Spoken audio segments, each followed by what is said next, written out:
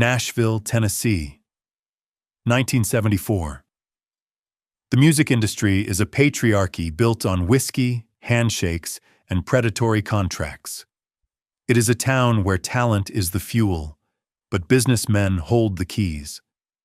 Songwriters are often seen as interchangeable parts in a machine designed to churn out hits for radio. In the center of this world stands a woman who looks like a cartoon drawing of a country singer. She is 5 feet tall, composed almost entirely of blonde wigs, blinding rhinestones, and an effervescent, giggle-laced persona that disarms everyone she meets. She laughs at herself before anyone else can. She plays up the dumb blonde stereotype with a wink, knowing it makes people underestimate her. Dolly Parton. By 1974, the world thought they knew her. She was the girl singer on the Porter Wagoner show, the bubbly sidekick with the gravity-defying figure and the Mountain Dew voice. She was the foil to Porter's straight man. She was beloved, yes, but she was not feared. She was not seen as a titan of industry. She was seen as a talent, but perhaps one that needed guidance, a bird in a gilded cage. This was a mistake. Behind the wigs and the aw-shucks demeanor lay one of the sharpest musical minds of the 20th century. Dolly Parton was not just a singer, she was a copyright-generating machine. She understood, from a poverty-stricken childhood, where music was the only currency, that the song itself, the intellectual property, was the gold mine. The recording was just the shovel. She had been writing songs since she was a child, crafting stories out of the air, understanding the value of a hook and a melody long before she ever saw a contract. And in that same year, 1974, Dolly Parton penned a song that would become the centerpiece of the single greatest business decision in the history of popular music. It was a song born of heartbreak, but not romantic heartbreak. It was a goodbye letter to her mentor and partner, Porter Wagoner. It was her declaration of independence set to a melody of devastating simplicity. She called it "I Will Always Love You." It is a song that has been etched into the global consciousness. You know the melody. You know the crescendo. It is perhaps the most recognizable declaration of devotion ever recorded. It has been sung at weddings, funerals, and karaoke bars in every corner of the globe. But the story you know, the story of a global mega-hit that ruled the 90s, is only the second half of the book. The first half is a secret history of a high-stakes poker game played between a young woman from the Great Smoky Mountains and the biggest entertainment machine on the planet. This is not just the story of a song. This is the autopsy of a moment where art collided with commerce in the most brutal way possible. It is the story of the day Dolly Parton looked at the king of rock and roll, Elvis Presley, and said the hardest word in show business: no. It is a tale of incredible artistic integrity, unprecedented business savvy, and a gamble that would eventually turn a simple country ballad into a billion-dollar industry of its own. To understand how Dolly Parton became a mogul, you have to understand the day she refused to give away her masterpiece. To appreciate the magnitude of Dolly's decision, we must first understand the landscape of her world in the early 1970s. The music industry was a feudal system. Artists were often kept in debt to their labels, touring constantly just to pay back advances. Publishing rights, the ownership of the song itself, were the real treasure, and labels routinely demanded a piece of that action from new artists. Dolly Parton was raised in Sevierville, Tennessee, the fourth of 12 children in a home described as dirt poor. Music wasn't a hobby, it was a lifeline. It was the way they processed hardship. From the moment she could hold a guitar, she was writing. She wrote songs on the porch, in the fields, anywhere she could find a moment of peace. By the time she arrived in Nashville the day after her high school graduation in 1964, dragging a suitcase full of dirty laundry and a head full of dreams, she already understood a fundamental truth that eluded many older, more experienced artists. The performer is the employee. The songwriter is the owner. She knew that her words and melodies had value, a value that could lift her family out of poverty if she managed them correctly. Her break came in 1967 when she was hired to replace Norma Jean as the female vocalist on The Porter Wagoner Show. Wagoner was a country music kingpin, a man known for his nudie suits, his rigid control of his show, and his massive popularity. He was the establishment. He offered Dolly a platform, a weekly television audience of millions, but it came with strings attached. For 7 years, Dolly was his girl singer. They were a massively successful duet partnership. Their voices blended perfectly. Their on-screen chemistry was palpable, and they scored hit after hit. But Dolly was evolving. She was writing songs of profound depth, coat of many colors. Jolene, songs that transcended the corny duets Wagoner preferred. She was becoming a star in her own right, a voice that demanded to be heard solo. She knew she had to leave. She had to strike out on her own. Wagoner, a man used to absolute control, did not take this well. He felt he had made her. He sued her for breach of contract. He raged against her in the press. The breakup was messy, litigious, and deeply painful for both. It wasn't just business. It was personal. They had been partners for 7 years, sharing a bus, a stage, and a life on the road. In the midst of this turmoil, Dolly did what she always did. She wrote her way out of it. She sat down and wrote a song that tried to explain to Porter that she loved him. She appreciated him, but she had to go. She couldn't say it to his face without it turning into an argument, so she put it into a melody. If I should stay, I would only be in your way, so I'll go, but I know I'll think of you each step of the way. It wasn't a romantic breakup song. It was a professional divorce decree, wrapped in genuine affection. It was complex, mature, and utterly heartbreaking.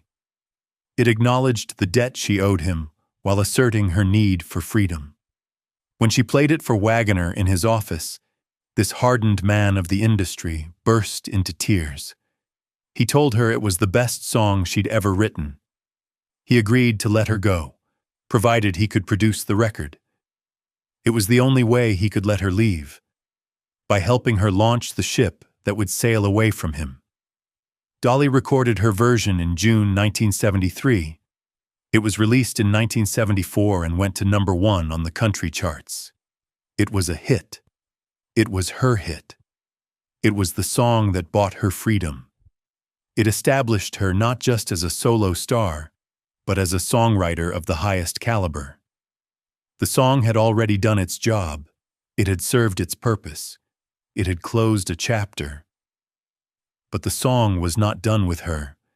It had caught the ear of someone far bigger than Porter Wagoner, someone who lived in a different stratosphere of fame.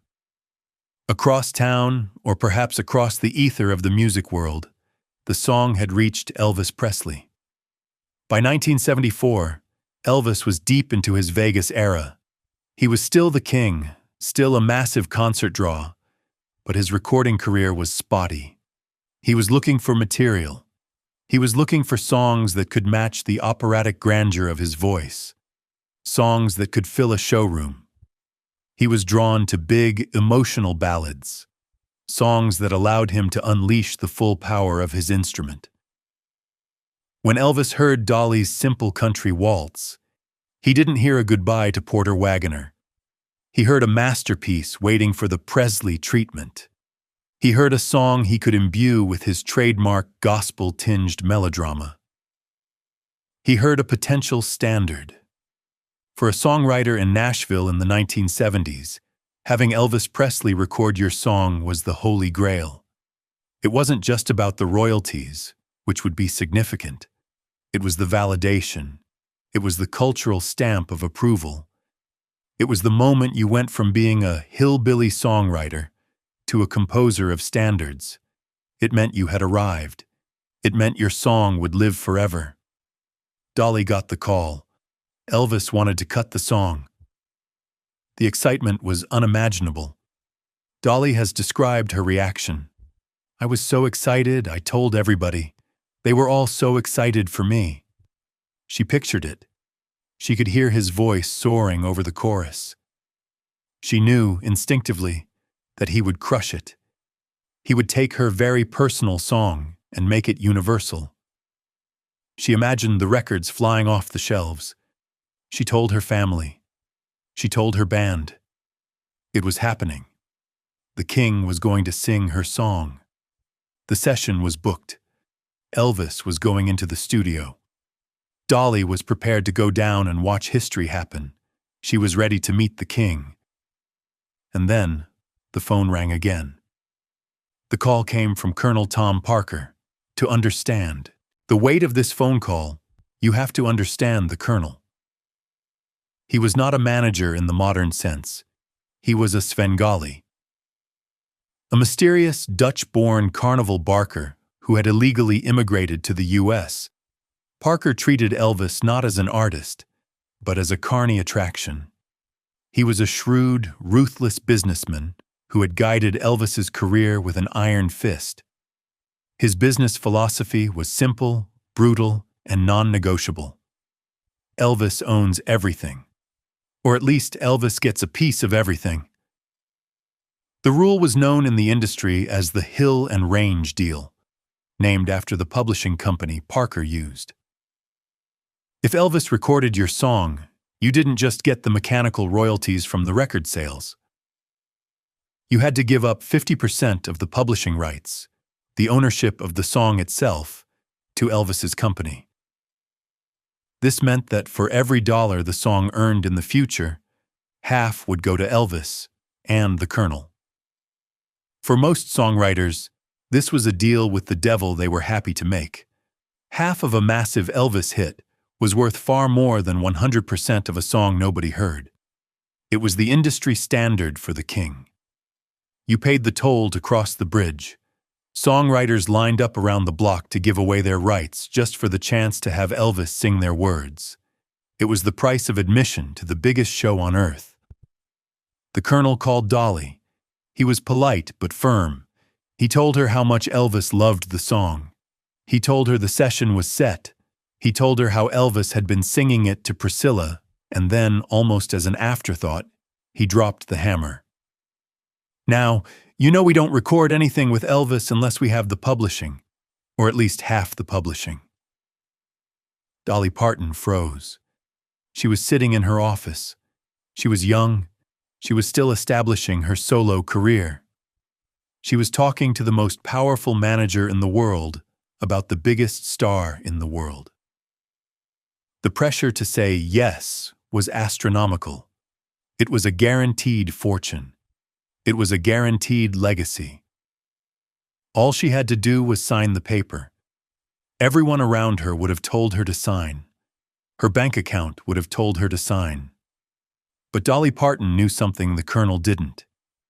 She knew the value of copyright. She remembered her mother telling her, "Don't ever cast your pearls before swine." She remembered the poverty of her youth, and she knew that her songs were the only thing she truly owned. They were her retirement plan.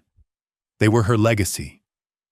They were the one thing that no man, no manager, no label could take away from her unless she gave them permission. She realized that "I Will Always Love You" was special.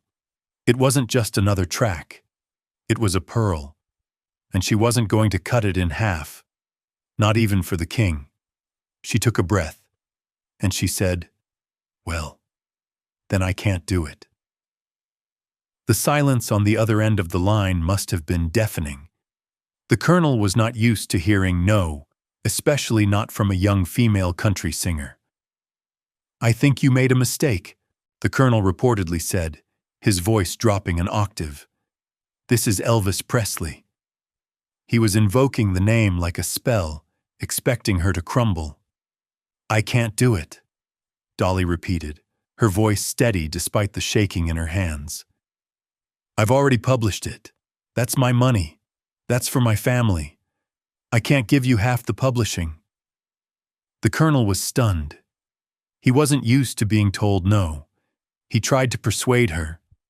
He probably tried to intimidate her, reminding her of what she was walking away from. But the 5-foot titan of Sevierville would not budge. She stood her ground on the principle of ownership. She told him, "I'm sorry," and she hung up the phone. It is one of the most singular moments of business courage in music history. She turned down Elvis Presley. She cried all night. She told her friends she had just made the biggest mistake of her life. She imagined the millions of dollars she had just set on fire. She pictured Elvis singing the song and felt a pang of regret. But she kept the song. She kept it whole. For years, it seemed like Dolly had made a mistake. Elvis never recorded the song. He died 3 years later, in 1977. The opportunity was gone forever. The Elvis version of I Will Always Love You became one of the great lost artifacts of music history, a ghost track that only existed in the imagination. Dolly had her country hit with the song in 1974. It was a #1. Then, in a move that showed her continued belief in the song's power, she re-recorded it in 1982 for the movie The Best Little Whorehouse in Texas. She gave it a slightly more modern, pop-country arrangement. And guess what? It went to #1 on the country charts again. It was a successful song, a classic country song. It had proven its durability, but it wasn't a global phenomenon. It wasn't a retirement fund. It was a nice annuity, but not a fortune. It seemed like the colonel might have been right. She had missed the big time. But Dolly played the long game. She kept the copyright. She kept 100% of the writer's share and 100% of the publisher's share. She owned every note, every lyric, every future possibility. She continued to build her empire, expanding into movies, theme parks, and philanthropy, always holding on to her publishing catalog as the bedrock of her business. And then, almost 20 years later, the universe balanced the scales. In 1992, a new movie was being filmed, The Bodyguard, starring Kevin Costner and the greatest vocalist of her generation, Whitney Houston. It was a massive production, a romantic thriller designed to be a blockbuster. The producers were scrambling for a finale song. Originally, Whitney was supposed to record a cover of Jimmy Ruffin's Motown classic, What Becomes of the Broken-Hearted. It seemed like a perfect fit. But at the last minute, they found out the song had just been used in the movie Fried Green Tomatoes. They couldn't use it. They needed a replacement, fast. Kevin Costner, of all people, brought in a CD. It wasn't Dolly's version. It was a cover of I Will Always Love You by Linda Ronstadt, recorded in 1975 on her album Prisoner in Disguise. Costner loved the song. He played it for Whitney and producer David Foster. He said, "This is the song." David Foster was skeptical. It was a country waltz. It was simple. It was in 3/4 time. How do you turn that into a powerhouse R&B ballad for the biggest diva in the world? It seemed too small, too quiet. But Whitney heard it. She heard the melody. She heard the sentiment. She heard the space for her voice to soar. She heard the potential for drama. They called Dolly. "Can we use the song?" Dolly didn't just say yes. She gave them the final verse. She told David Foster, "Make sure you get that last verse in there." She knew the structure was perfect, and she wanted it treated right. When Dolly heard the final version for the first time, she was in her car, driving down the road. She turned on the radio. She heard the a cappella intro. She didn't recognize it at first. She thought, "What is that? It sounds familiar." And then the beat kicked in. She had to pull over to the side of the road because she thought she was going to crash. She was shaking. She didn't hear a country song. She heard a tsunami. Whitney Houston's version starts a cappella. It is 45 seconds of pure, unadulterated vocal perfection before a single instrument kicks in. It is a daring, confident choice. And then it builds. It grows. It becomes a gospel choir, a symphony, a hurricane of emotion. The key change, that legendary stratospheric modulation before the final chorus, is one of the most famous moments in pop music history. And then comes the note. That final, sustained, impossible note on "And I Will Always Love You." It wasn't just a hit. It was the biggest single by a female artist in history. It spent 14 weeks at #1 on the Billboard Hot 100. It sold 20 million copies worldwide. It was the best-selling single of all time by a female solo artist. And because Dolly Parton had said no to the Colonel in 1974, she didn't get 50% of the royalties. She didn't have to split a dime with the Elvis estate. She got everything. Every time that song played on the radio, every time the movie was shown, every time a CD was sold, the check went straight to Dolly. The financial windfall was staggering. Dolly Parton reportedly made over $10 million in royalties from the Whitney Houston version alone in the 90s. A figure that has only grown since as the song continues to be played, covered, and streamed. Dolly, with her trademark wit, famously said of the Elvis situation, "When Whitney's version came out, I made enough money to buy Graceland." She didn't buy Graceland. Instead, she invested in her own community. She poured the money into Sevier County, Tennessee. She invested in Dollywood, turning a small theme park into a major tourist destination that employs thousands of people in an impoverished area. She started the Imagination Library, a literacy program that sends millions of free books to children around the world every month. The money from that one song has educated children, employed families, and rebuilt a community. The song that she refused to give away became the engine of a philanthropic empire. But the verdict goes deeper than money. It is a verdict on the value of art.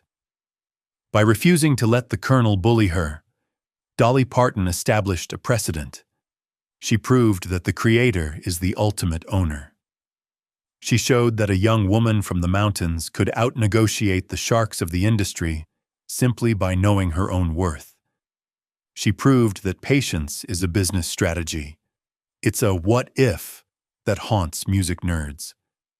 What would an Elvis version have sounded like? It would have been majestic. It would have been dramatic. It surely would have been a hit. But it would have been a transaction. It would have been another jewel in the Colonel's crown, another asset for his estate. Instead, the song remained pure. It remained Dolly's.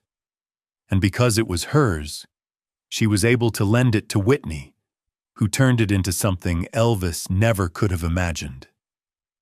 Whitney didn't just cover the song, she transformed it. She took Dolly's quiet goodbye and turned it into a global anthem of eternal love. "I Will Always Love You" is a unique artifact in music history. It is a song that went to #1 3 different times, in 3 different decades, twice by the same artist, Dolly in 74 and 82, and once by another, Whitney in 92. It is a shapeshifter. It is a country waltz, a movie theme, and an R&B power ballad. It has lived many lives. But its true legacy is the story of the deal that didn't happen. It teaches every artist a brutal lesson. Your talent is your capital. Do not let anyone, no matter how famous, no matter how powerful, take it from you for cheap. Don't sell your future for a moment of validation. Dolly Parton is often caricatured for her look, her rhinestones, her dumb blonde jokes. But the story of "I Will Always Love You" reveals the steel spine beneath the sequins. She is the rhinestone cowboy who won the shootout. She is the business mogul who outsmarted the colonel. When she sings the song now, she often dedicates it to the memory of both Porter Wagoner and Whitney Houston. She acknowledges the journey the song has taken, but you can also hear, in the quiet satisfaction of her voice, a dedication to her younger self, the 28-year-old girl who stared down the king, held onto her pearl, and waited for the world to realize just how much it was worth. She bet on herself, and she won. These are the business battles that shaped the soundtrack of our lives. If you want to hear more stories about the secret history of the music industry, the deals, the refusals, and the gambles that paid off, hit that subscribe button. We've got plenty more stories in the vault.